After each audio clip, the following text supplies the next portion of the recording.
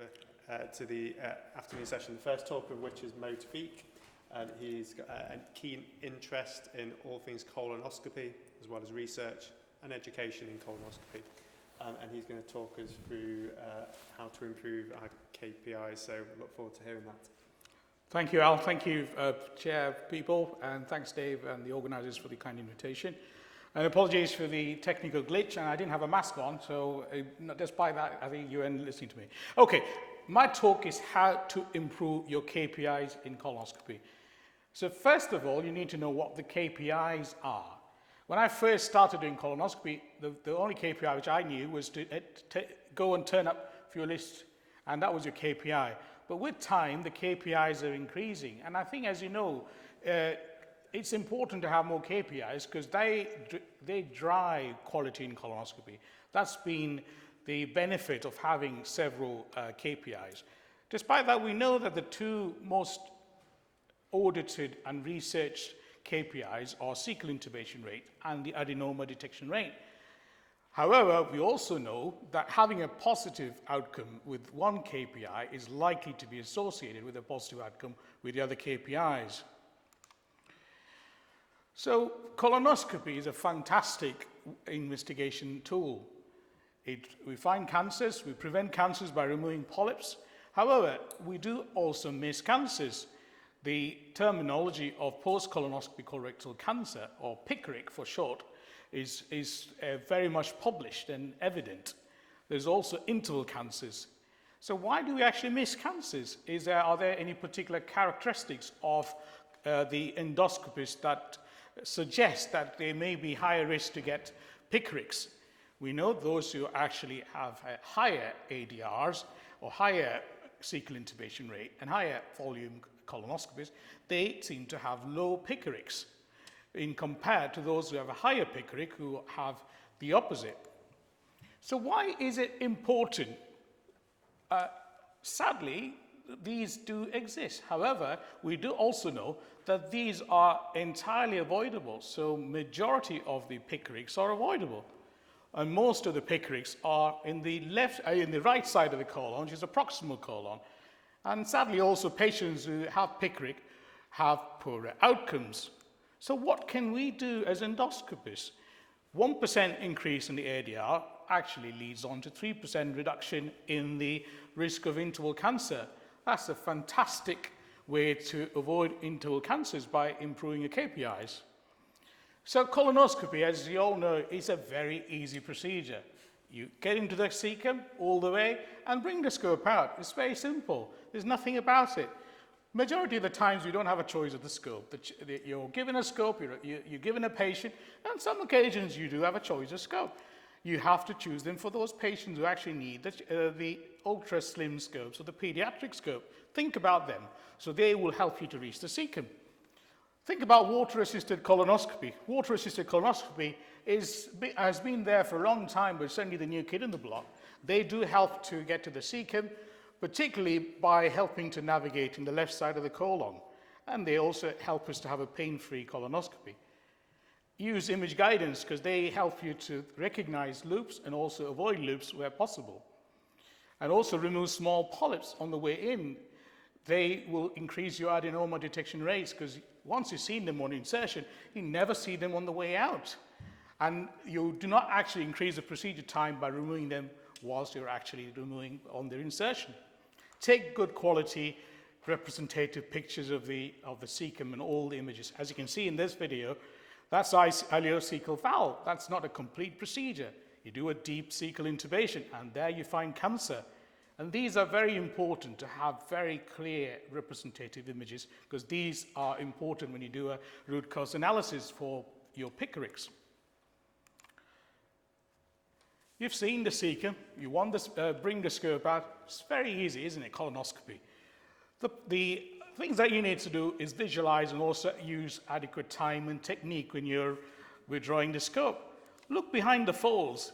We are used to looking behind the folds with retroflexion in the rectum. We do it the majority of the times. We don't always find the pathology, but we do find pathologies. The same way you may want to do in the rectum, in the cecum, in the right side, I wouldn't suggest you do it in all your cases, but do them where you think there's a high prevalence of polyps, and it's very safe to do it, particularly in the right side if you select the right patients. And also wash and clean and look behind the folds and ensure that adequate insufflation is there. And all these 4 help you to improve your adenoma detection rate as published by Douglas Rex. Use a stopwatch. A visual clue having in the room, particularly using the stack, which will give you a stopwatch, helps you to increase the adenoma detection rate. And also have someone in the room with you. I sometimes have my colleagues in the room and someone like a fellow or anyone in the room as well, which is part of your training, as well as your own training and training others. There's definite evidence that having someone in the room helps you to have better outcomes. This is also a very important slide. Think about serrated lesions. These are easily missed. They're very subtle, as you can see in these pictures. They're very often they're flat. They have a mucus cap. They sometimes look a bit ugly and muddy. They look a bit red on NBI, and they actually are better seen when you actually have created a mucosal lift. The detection of the serrated lesions are related to the withdrawal time, and these are the reasons perhaps we actually have pickerics. How can we design a bundle? I thought this is a very good slide, a very good study which was done from the Northeast, where they had withdrawal times of more than 6 minutes, used a buscopan, retroflexion in the rectum, and they used dynamic position change, and they found that there was an overall increase in ADR of 2.5%. And besides that, those who had low performance prior to the introduction of the bundle actually performed very well. They had a 6.6% increase in the ADR. So what do we do as endoscopists and endoscopy service providers and clinical leads in endoscopy? How do we actually enforce that there is a system in place to ensure that quality is assured? How do we actually deal with this?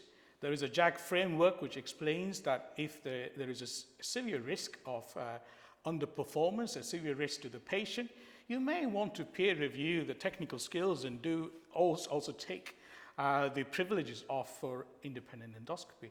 Clearly, this is not what we want to do. There are other things that we can do. So going back to the topic about what happens if we give feedback about colonoscopy performance, does it actually improve the outcomes? As you can see in this slide, where the meta-analysis showed that having feedback, clearly when you do a meta-analysis, you have heterogeneous studies which are included, but certainly there is evidence that by providing feedback, you actually improve the quality, particularly the adenoma detection rate. So this slide gives you a bit more detail about does feedback or any particular intervention that you do on colonoscopy, does it actually improve the outcomes? Clearly, there are different types of interventions that were done. These were simple feedbacks via emails to a much more complex quality improvement program. There were improvements in the polyp detection rate, improvement in the cecal intubation. The cecal intubation time was shorter. And the good old story of interval cancers were reduced by giving good feedback. What about the endoscope attachments? Are they helpful? These are attachments that you fix at the end of the colonoscope, and the idea is they improve the visualization as you're withdrawing. There are caps, there are endo rings, which for some reason is not projecting there, but there are endo cuff visions. The caps have been used in endotherapy a lot. They may be helpful in intubation. They haven't been that successful in improving the ADR. The endo rings, certainly the evidence is slightly limited, but it's not universally used. What about the endo cups? Certainly they are more used. The outcomes, though, are very variable. Certainly the benefit is there for bowel cancer screening. What about technology? There are lots of fancy kit available, and it's been there for a long time, and endoscopy particularly is an evolving technology, and there are new kits that come up. The question is this, is it technique or technology that improves things? Certainly, in my opinion, I'm sure you all agree that it's actually the technique. But bear in mind, technology also helps, so the technology will complement the technique. So, ladies and gentlemen, chairpersons, the take-home messages for you is, first of all, know your key performance indicators. Consider water-assisted colonoscopy. Pay attention to your withdrawal time and technique. Think about serrated lesions each time you scope. It's almost like looking behind the car and seeing, is there a bike behind you? Feedback has a role in improving KPIs. There's new technology and gadgets that are available. They will have a role. Thank you. Personal question, or personally, or is it someone? Yes, no, I think. Yeah. Because obviously that answers what quality we would expect for all the others we've been. Yeah, I think what each person needs to do is to look at the national guidelines, look at which country the questions come from, and use what is the benchmark set by them. The higher the ADR, the better. In fact, we see in bowel cancer screening, as you know, that the ADRs are sometimes are more than 50%. So these set high standards. But certainly there are selected patients who have a higher likelihood of having polyps. But you would certainly want to follow the JAG guidelines and the framework, which will be more than 15% ADRs for unselected patients. Does that answer the question? Yeah. That's great. Thank you, Mo. Thank you. Okay, in the interest of time, I think we'll move on to the next speaker. Thank you.